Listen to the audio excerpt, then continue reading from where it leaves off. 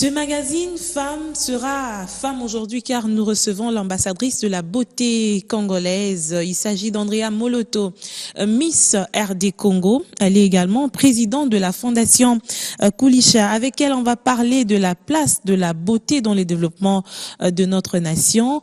Andrea, bienvenue sur ce plateau. Merci beaucoup, Madame Keza. Alors, vous vous sentez bien, ça va? Ça va, j'ai pas à me plaindre. Vous-même, belle que vous êtes. Oh, merci. Puisque vous avez cette couronne de l'ambassadrice de la beauté congolaise, comment vous définissez la beauté d'entrée de jeu? Donc, ma définition de la beauté serait que c'est tout ce qui est digne d'admiration, tout ça qui a le caractère d'être beau, simplement. Alors, on dit toujours que la RDC n'a pas des plus belles femmes, mais des belles femmes. On n'a pas des plus belles femmes, mais on a quand même beaucoup de belles femmes. Est-ce que vous partagez cet avis? Je pense que la RDC regorge de très, très belles femmes. Je disais même à ma mère l'autre jour, pendant que nous étions en train de sillonner la ville, c'est qu'à chaque coin de rue, on peut voir une fille qui peut faire soit mannequin de renom, quoi. La RDC a des milliers de belles femmes. Des milliers de belles femmes. Et ce concours de Miss RD Congo a permis justement de tirer un échantillon de ces belles femmes. Si on va faire quelques pas en arrière pour parler de cette expérience, qu'est-ce que vous retenez de la compétition Miss RD Congo? Ce que la compétition m'a appris, c'est d'être toujours égal à soi-même, de ne pas essayer de jouer un rôle, d'être qui on est. Et aussi de ne pas sous-estimer la compétition, parce que quand je suis arrivée, je me suis dit bon, je vais gagner ça et tout ça. Et dès que je suis arrivée dans le village Moseka, j'ai vu combien de belles filles il y avait. J'ai dit ma chère, ça sera pas facile du tout. Ça sera pas facile du tout. Donc voilà, ça m'a appris d'être égale à moi-même, d'être sûre de moi malgré tout. Des belles filles, il y en aura toujours. Donc j'ai essayé de miser sur l'intellect. Donc chacune avait son point fort. Donc j'ai essayé de miser sur l'intellect et je pense que c'est ce qui m'a permis de me démarquer. C'est la question que j'allais poser. Qu'est-ce qui vous a permis de vous démarquer ou quelle est la particularité d'Andrea dans cette compétition?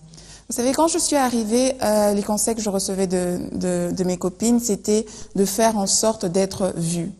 De faire le plus de bruit possible. J'ai essayé ça pendant 2 jours. C'est pas ma personnalité. Donc après, Qu'est-ce que tu faisais par exemple? J'essayais je vais avoir un langage de jeune. Oui. J'essayais de faire le show tout le temps. Ok. J'avais un ado. Donc avec un ado, on essayait de toujours faire du bruit. Mais après, je me suis dit, Andrea, ça c'est pas toi. Donc à chasser le naturel, il revient au galop. J'ai commencé à être un peu plus réservée et à être qui j'étais vraiment. Je me suis dit, autant qu'on m'accepte. Sans être hypocrite, mais revenir à sa nature. Voilà. Je me suis dit, autant qu'on m'accepte telle que je suis, parce que si je gagne cette couronne, je devrais être moi pendant 1 année. Je peux pas jouer le rôle de quelqu'un d'autre pendant 1 mois. Déjà 2 jours, c'était trop. Donc voilà, et puis j'ai joué sur l'intellect, quoi. Et je pense que ce qui a fait en sorte que je puisse gagner, ou ce qui a fait en sorte que les gens aient des regards tournés sur moi, c'était quand ils ont passé mes résultats d'examen, en fait. Tout à fait. Et c'est là que... C'était le plus gros challenge finalement. Oui, je pense que c'était... Pas facile. Non. À l'intelligence, il faudrait justement aliéner, à la beauté, allais-je dire, il faudrait aliéner l'intelligence. Ce qui n'est toujours pas évident pour certaines personnes, bien que ambitieuses, voulant devenir Miss. Qu'est-ce qu'il faut finalement pour être une vraie Miss? Ce dont on a besoin pour être Miss, à mon humble avis, c'est la beauté, oui, certes, c'est avoir une certaine grâce, une certaine classe. On ne va pas commencer à parler n'importe comment. Il faut savoir comment se tenir. Il faut être poli, respectueuse, respectable. Et tout ça, vous l'avez appris pendant la compétition ou bien avant? Être classe, comment se tenir? Bien avant. Depuis l'âge de 12 ans, je commençais déjà à avoir parce que vous voyez, quand une femme est grande, elle a tendance à se courber. Donc, j'ai pris des cours de maintien, mais je faisais un peu des recherches pour comment rester droite. Et puis, voilà, j'allais dans des écoles de mode en Afrique du Sud. J'ai gagné 2-3 autres compétitions, donc j'avais quand même l'œil. Et même avant la compétition Miss Congo, donc je lisais sur Internet comment faire pour gagner une compétition. Une auto-formation? personnel. Je Oui. défilais seule sur mon balcon. Donc, je voulais gagner cette couronne. Tu t'y es préparée pendant longtemps? Un mois environ, oui. Un mois.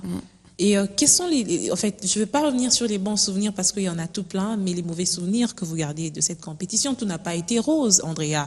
C'est sûr que tout n'a pas été rose. Permettez-moi de penser très vite.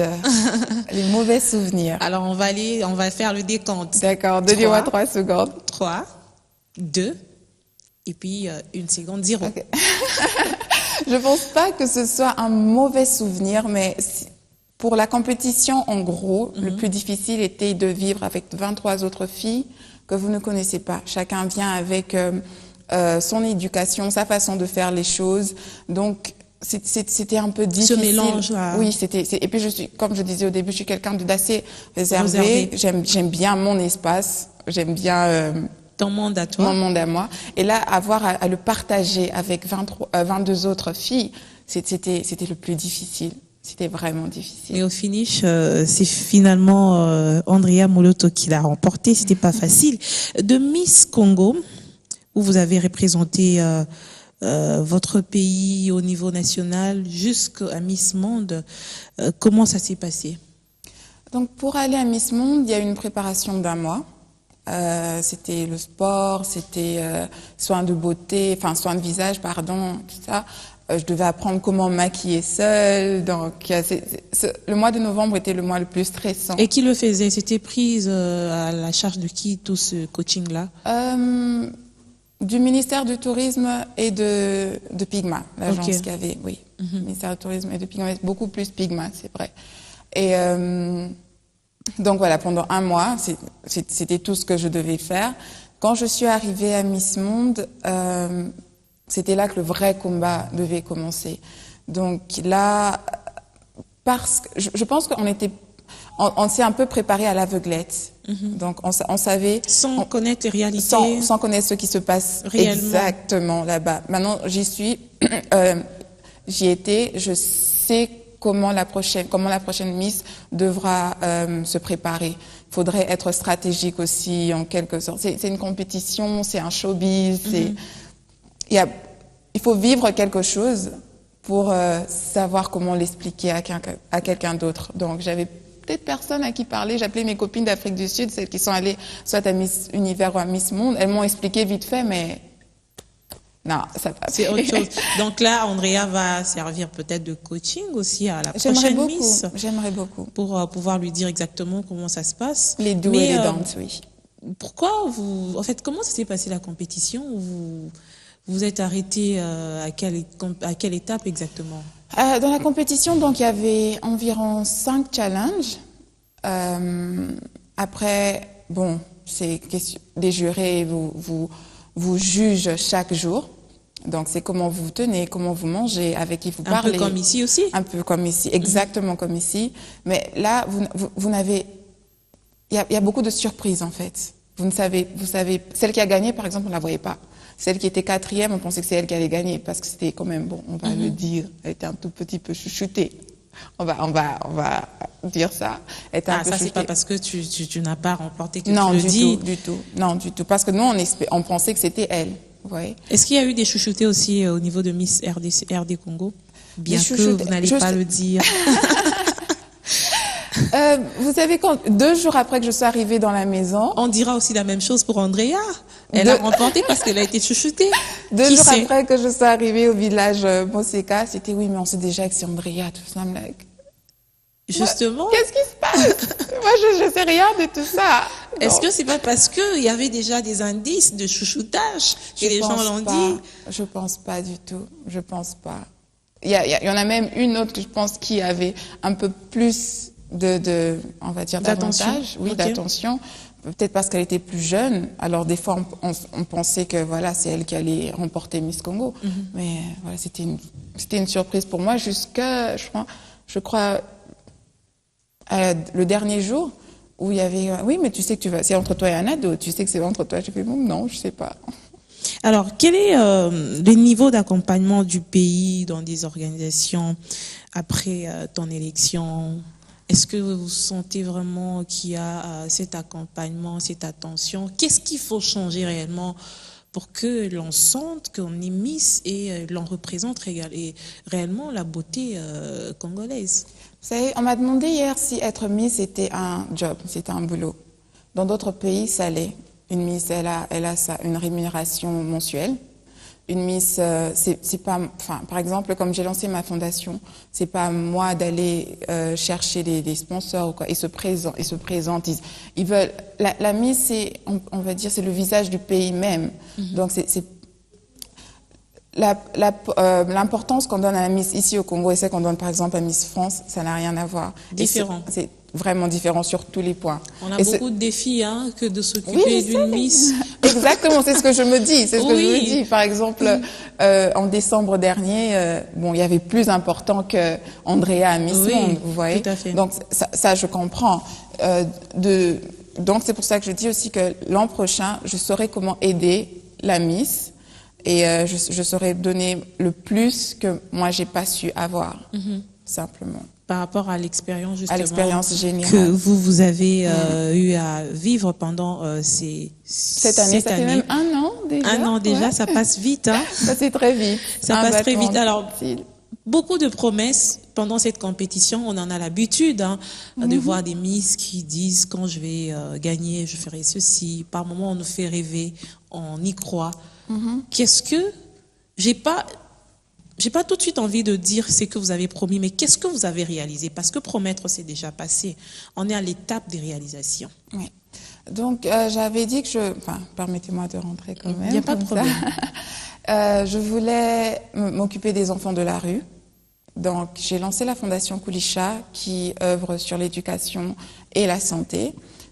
L'éducation, c'est pour lutter contre la délinquance juvénile. Donc, nous sommes en collaboration avec un centre de sauvetage qui prend en charge des enfants qui ont fait de la prison parce qu'ils sont un peu délaissés à eux-mêmes.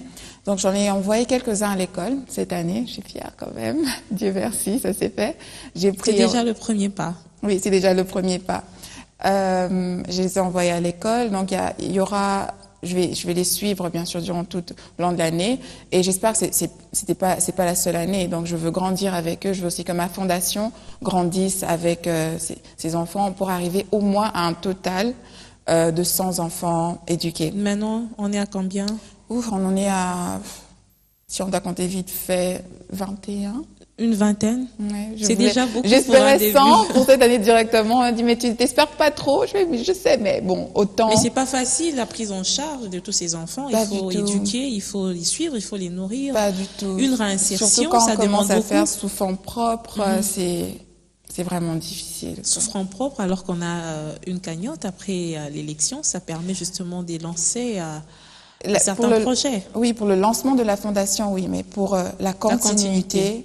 C'est quelque chose d'autre. Mais alors, comment vous allez nous dire qu'en étant Miss, on peut gagner la Lune, on peut réaliser autant de projets? Qu'est-ce qui nous fait rêver finalement avec cette couronne? C'est justement ce qui me faisait rêver, parce que je voyais cette compétition comme étant le tremplin pour réaliser tout ça, pour ouvrir ma fondation. J'ai toujours voulu ouvrir une fondation, je ne savais pas comment m'y prendre. Je m'étais dit, bon, une fois que je suis, on va dire, sous les feux des projecteurs, les gens vont m'écouter facilement. Et c'est vrai, il y en a qui sont plus aptes à m'écouter que si j'étais juste une jeune fille bon, maintenant j'ai 26 ans, une jeune fille de 26 ans qui se présente et dire, OK, j'ai une fondation. Ça prend plus longtemps avec cette couronne. Avec la couronne. C'est quand même un avantage. C'est un avantage, c'est un grand avantage. Mais il y a aussi le côté où certaines filles ne savent pas gérer ce védétariat, cette vie de star. J'ai fait très attention à ça. J'ai fait très attention à ça. Parce que ces filles disent que souvent on parle on parle mal d'elles à tort. Donc j'ai fait attention de garder ma réputation saine. Bien sûr, il y en aura toujours qui des fois, ils te disent « Ah, mais il paraît que tu as fait ça. » J'ai fait « Ah, vraiment? Moi? Quand? Comment ?» D'abord, il y a ma mère qui m'accompagne partout, juste question pour avoir un garde-fou. Est-ce que vous avez un manager ou c'est votre maman qui le fait finalement? J'ai un manager et j'ai ma maman. Ma maman, c'est la vice-présidente, on va dire. De la fondation. De la fondation, oui. Mais ça ne te permet pas de grandir aussi vite, Andrea, parce que tout le temps, tu es à côté de maman. Il y a certaines décisions qu'il faudra prendre seule. Je pense que j'ai fait 7 ans à vivre seule à l'étranger sans maman. Donc maintenant que je l'ai pendant 1 an, permettez-moi de me cramponner dessus. Non, les décisions, on en discute. C'est pas comme si elle prend toutes les décisions à ma place. On discute. Je dis, ok, qu'est-ce que t'en penses quoi de ça? Est-ce que je peux aller là? Est-ce que je peux faire ceci? Elle donne son point de vue. Si je suis pas d'accord, je fais non, mais je préférais ceci. Alors, il y a toujours un point d'entente. Donc voilà, j'ai pas à me plaindre. De la même manière que le fait d'être Miss peut vous ouvrir certaines portes, de la même manière aussi, ça peut l'on aussi dit, handicaper. oui, ça peut handicaper. On reproche justement, vous l'avez déjà évoqué, d'une certaine légèreté. Venant de la Miss, oui. Comment vous faites pour ne pas tomber dans cette légèreté-là? Je suis restée égale à moi-même. J'ai la tête sur mes épaules et, bon, je veux pas dire je suis chrétienne, donc je crains Dieu, j'ai des valeurs que je tiens à garder et c'est une chose que j'ai pas cachée tout le long de la compétition. Bon, une Miss, généralement, on lui demande d'être apolitique et de ne pas donner sa position religieuse. Tout à fait. Mais je me suis dit, si je suis celle que je suis aujourd'hui, si j'ai même remporté cette couronne, c'est parce que Dieu me l'a permis. Et avant même de me lancer dans la compétition, j'ai prié. J'ai fait, écoute Seigneur, j'aimerais bien, mais qu'est-ce que tu en dis? Tu dois me parler là, dis quelque chose. Il n'a rien dit. Et le Seigneur t'a dit que tu seras Miss? Ah, est-ce que je peux dire ça? Est-ce que je peux dire ça? Bon, disons que j'ai fait un... T'avais des assurances? Non, pas du tout. Ma mère spirituelle, la femme de mon pasteur, m'a juste dit, bon, vas-y. Après qu'elle ait dit non. Mais alors bon. qu'à l'église, on n'encourage pas non plus ces genres de... Elle était contre au début. Elle était contre. Je suis rentrée chez moi. J'ai pleuré, j'ai prié. J'ai fait, Seigneur, tu sais que je fais ça. C'est ce que j'aime. Donc 2 semaines après, elle m'appelle. J'ai dit, tu sais quoi, j'ai vu ça. J'ai vu que tu partais. Donc si tu tiens vraiment à y aller, vas-y. Tu as ma bénédiction. J'ai prié avec elle avant de partir. Et je pense 1 mois après pendant la compétition, justement, c'est là où j'ai vu qu'on m'a donné une couronne en pagne. Qu'est-ce que ça veut dire? Est-ce que c'est une fausse couronne ou Non, voilà, mais bon, je me suis cramponnée dessus. Des signes qui ne trompent pas pourtant. C'était des bons signes. Je pense que pardon, la couronne veut dire la couronne et le pagne voulait dire moseka ou africain, oui. Tout ça. Donc j'ai compris ça après, mais sur le moment, vous êtes tellement stressé que des fois on n'entendait pas vraiment Dieu. Donc voilà, j'ai eu la permission de ma mère spirituelle, de ma mère, de Dieu lui-même. Et je vais pas décevoir tous ces gens maintenant. Ils m'ont fait confiance déjà. Je veux pas qu'ils regrettent de m'avoir fait confiance. Alors, beaucoup de jeunes filles aujourd'hui rêvent aussi de pouvoir devenir Miss un jour. Qu'est-ce que vous leur dites? Elles sont belles. Elles répondent peut-être aussi aux critères. La beauté, c'est pas tout pour être Miss. La beauté, c'est pas ce qui suffit. Vous savez, souvent on dit oui, mais la deuxième dauphine, elle est beaucoup plus jolie que la première. La première dauphine est beaucoup plus jolie que la Miss. Donc il faut savoir se démarquer en montrant que on est intelligente. Un mannequin, les gens en général, permettez-moi. Mais vous êtes d'avis avec moi que entre la beauté et la tête, je veux dire le savoir, c'est la beauté qui vient avant. Avant, quand on sélectionne, on voit pas tout de suite l'intellect. C'est le physique qui frappe. Ça frappe, mais ce qui va permettre à ce que les gens restent sur vous, que le jury reste sur vous, c'est ce que vous dites. Parce que si vous êtes belle et que vous dites pas grand-chose, obéissez facilement. Oui. Voilà, elle est juste jolie, mais elle a rien dans la tête. Par contre, quelqu'un qui peut parler, qu'elle soit jolie ou pas, ça donne un certain charme. L'intelligence, c'est beau. L'intelligence, c'est séduisant. C'est ce qui ouvre des portes. Et jeune fille, vous êtes, il y a beaucoup de jeunes filles qui peuvent aussi être entreprenantes tout en étant pas Miss, allais-je dire. Qu'est-ce que vous pouvez dire à ces filles qui peuvent contribuer au développement de leur pays? Parce que c'était ça aussi notre question aujourd'hui, la beauté, la place de la beauté dans le développement du pays. Comment elles peuvent s'adonner à apporter quelque chose de plus au lieu que d'attendre un boulot qui viendra peut-être 10 ans après, ou d'attendre un mariage qui n'est pas forcément la porte du bonheur. Ça, c'est la grosse erreur. D'abord, pour l'entrepreneuriat, c'est une chose que je soutiens. Il y a le taux de chômage au pays et il est élevé. On n'a pas besoin d'avoir des diplômes pour aller travailler quelque part. On doit créer de l'emploi. Donc, toutes celles qui ont des idées, que ce soit pour ouvrir un salon de coiffure, que ce soit pour avoir, comme je voulais avant, avoir une compagnie de transport, que ce soit dans n'importe quel domaine, il faut qu'on soit notre propre chef, parce que personne n'a jamais été riche en travaillant pour quelqu'un d'autre. Ça c'est un point. Donc pour la jeune fille, j'aimerais lui dire que c'est vrai que c'est difficile de se faire respecter directement quand on entre dans le bureau d'un DG, mais il faut avoir les pieds sur terre et savoir pourquoi on est là. Si on décide de prendre d'aller vers la facilité, on va vers une chute, on va vers un trou noir, on va se perdre facilement. Il faut être fixé sur des objectifs, quoi qu'il arrive, même si cette porte-là se ferme, quoi qu'il arrive, il y en aura bien une qui va s'ouvrir. Rome ne s'est pas bâti en un jour. Vous allez tomber plusieurs fois. Vous allez vous prendre des portes plusieurs fois, mais persévérer. L'essentiel, c'est de se relever, comme on dit toujours. Et Andrea, on est en train de finir déjà bientôt notre émission. Comment entretenir sa beauté? Comment entretenir sa beauté? Et son élégance? Dormir, beaucoup dormir, 8 heures, boire beaucoup d'eau, c'est tout ce que je peux dire. C'est tout ce que vous faites? C'est vraiment ce que je fais. J'ai pas de routine ou quoi que ce soit, non. Juste dormir mes 8 heures et boire beaucoup d'eau le long de la journée, c'est bien pour la peau. Je vois que vous êtes nappie. Est-ce qu'on peut être belle en étant nappie, en ayant ses cheveux naturels, en restant le plus possible naturel? Je pense que c'est ça même la beauté, rester naturelle dans un monde où tout le monde essaie de ressembler à quelqu'un d'autre. Il faut rester égal à soi-même toujours. Moi, je pas complexée par non, moment? Du tout. Ah, c'est ma fierté, mes cheveux. C'est vrai que des fois, quand c'est dur à peigner, je me dis bon, on a des frisés caca. Mais après, c'est ma couronne, c'est moi à l'africaine. C'est ton identité. C'est mon identité même. Ok. Vous encouragez aussi les filles aujourd'hui à avoir des cheveux naturels. Qu'est-ce qui vous a motivé? C'est vrai que c'est un mouvement aujourd'hui qui prend de plus en plus de l'ampleur. On a vu en Occident, il y a des gens qui militent pour que elles soient vraiment reconnues en tant que femmes avec ses cheveux naturels et tout. Mais vous-même, qu'est-ce qui vous a motivé? En vrai, moi, j'ai pas suivi le mouvement du tout. C'était juste parce que je sais que mes cheveux poussent beaucoup plus facilement, plus vite quand ils sont naturels que quand je les défrise parce que ça me les fragilise. Donc, le conseil que je donnerais, c'est de faire ce qu'on veut. Hein. Si vous voulez défriser vos cheveux, défrisez. Vous vous sentez belle avec des cheveux défrisés, faites-le. Si vous voulez des rajouts, des extensions, mettez-en. Moi, ça veut pas dire que je mettrai jamais des extensions. Donc, c'est quand vous vous sentez belle. Vos ambitions à long terme et à court terme, Andrea? D'accord.